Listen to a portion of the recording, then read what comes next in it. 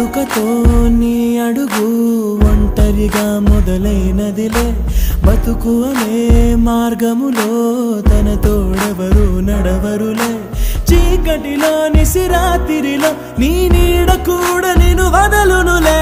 నీ వారు అనువారెవరు లేరంటూ నమ్మితే మంచిదిలే చితి వరకు నీతో నువ్వే చివరంట నీతో నువ్వే చుట్టూ ఉన్న లోకమంతా నీతో లేదనుకో నీ కన్నుల్లో నీరు తుడిచే చేయి